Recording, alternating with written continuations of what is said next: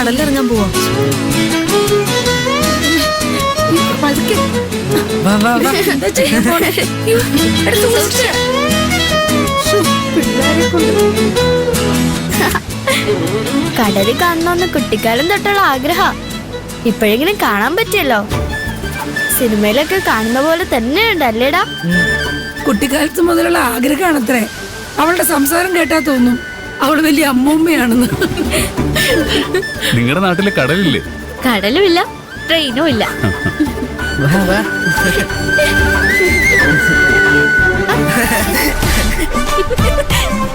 അമ്പാടി പേടിക്കണ്ട, കുറച്ചുകൂടി മുന്നോട്ട് പോയിക്കോ. വേണ്ട, എനിക്ക് പേടിയാ.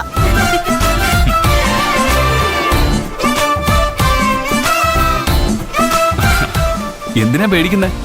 വാ, എന്റെ കൈ പിടിച്ചോ. പിടിക്കടാ, വാ.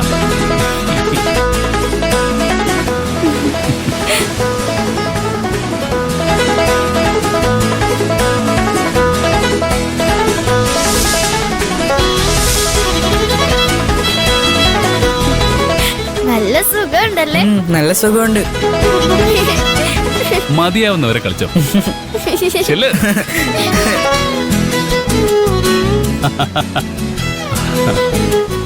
നിങ്ങളെന്താ ഇവിടെ നിന്ന് കളഞ്ഞ? കടപ്പുറത്ത് വന്നാ തിരയി കളിക്കണം. അത് കുട്ടികളായാലും മുതിർന്നവരായാലും. വാ, ഇറങ്ങ. അയ്യോ വേണ്ട, കുട്ടികളെ പോലെ തുള്ളി കളിക്കാനുള്ള പ്രായമാണോ എനിക്ക്? ഇതിനങ്ങനെ പ്രായമൊന്നുമില്ലമ്മേ. വെയില് താണാലേ അമ്മയെക്കാളും പ്രായമുള്ള അപ്പൂപ്പന്മാരും അമ്മമ്മമാരും ഇവിടെ വരും. അവര് മണിക്കൂറുകളോളം തിരയി കളിക്കും. പറു, കൂട്ടിക്കൊണ്ടു പോ. വാ ചേച്ചി. അപ്പോടി ഞാനൊന്നുമില്ല. പേടിക്കാനൊന്നുമില്ലമ്മേ. ദേ അവര് കളിക്കുന്ന കണ്ടില്ലേ? നിങ്ങളുടെ കൂടെ വന്നത് കുഴപ്പമായി എന്നാ തോന്നുന്നേ. ലക്ഷ്മി, നീ വേണേ കടലിൽ ഇറങ്ങിക്കോ. വാശി പിടിക്കല്ലേ അമ്മേ, വരാനല്ലേ പറഞ്ഞേ. വേണ്ടടി, എനിക്ക് വയ്യ.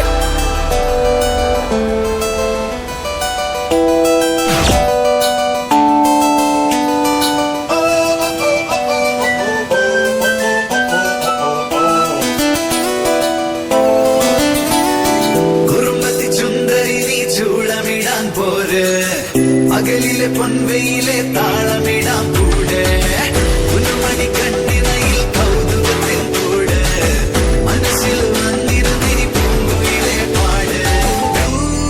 പൂവാനക്കൊമ്പത്തെ പൂന്തിങ്കൾ പൂമ്പാറ്റേ, പൂവരോരുമി കുഞ്ഞു നെറ്റിമേൽ ചന്ദനത്തണുപ്പ് പോലെ ഉമ്മ വെച്ചിനാം.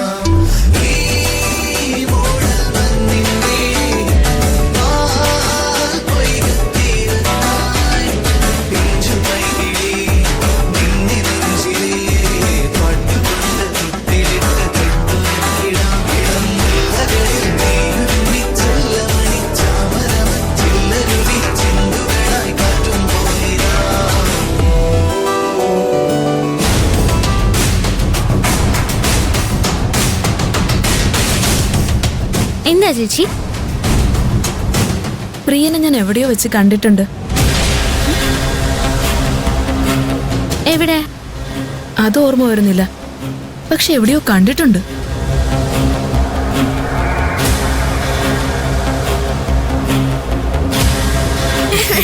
നല്ല രസമുണ്ടല്ലേ? ഇവിടെ ഇരിക്കെ. എന്താ ക്ഷീണിച്ചോ? കുടിക്കാൻ എന്തെങ്കിലും വേണോ? സോഡയോ നാരങ്ങ വെള്ളോ സംഭാരോ എന്ത് വേണമെങ്കിലും ഇവിടെ കിട്ടും. ഒന്നും വേണ്ട മോനെ.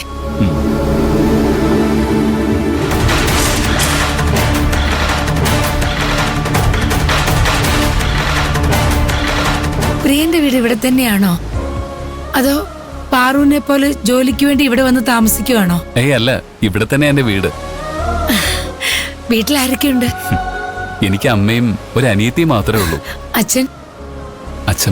അച്ഛൻ മരിച്ചിട്ട് 8 വർഷമായി.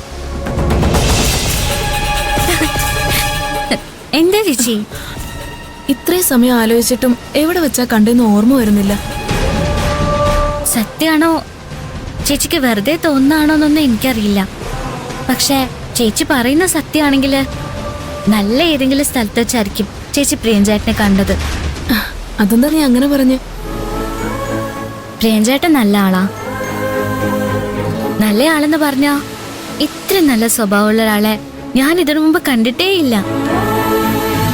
ജോലിക്ക് ചേർന്ന സമയത്ത് എനിക്ക് പ്രിയഞ്ചേട്ടനോട് ദേഷ്യായിരുന്നു. ഇയാളാ അത് ചെയ്തത്. വഷളനാ ഇയാള്. പെണ്ണുങ്ങളെ ചതിക്കാൻ ഇയാൾക്ക് ഒരു മടിയുമില്ല. ആരും ഇയാളെ വിശ്വസിക്കരുത്. നല്ല ആളായിട്ട് അഭിനയിക്കുന്നതാ. മനസ്സ് മുഴുവൻ ചീത്തയാ.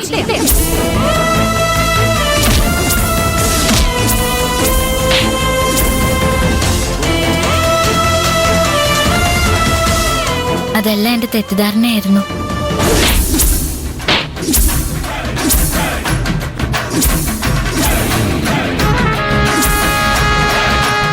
എനിക്ക് മാപ്പ് തരണം. മാപ്പോ?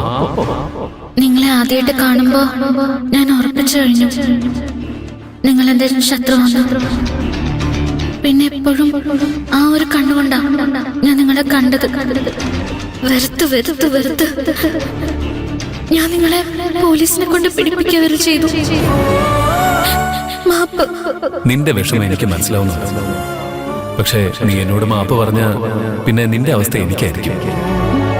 കുറ്റബോധം കൊണ്ട് ഒരുങ്ങുന്നത് ഞാനായിരിക്കും. മാപ്പ് പറയാൻ മാത്രമുള്ള തെറ്റൊന്നും നീ ചെയ്തിട്ടില്ല. പ്രിയഞ്ചേട്ടനോട് ഞാൻ എന്തൊക്കെ ദുഷ്ടത്തരങ്ങൾ ചെയ്തിട്ടുണ്ടെന്നറിയോ? വഴക്ക് പറഞ്ഞു, ചീത്ത പറഞ്ഞു, തെമ്മാടിയെന്ന് എല്ലാരോടും പറഞ്ഞു നടന്നു.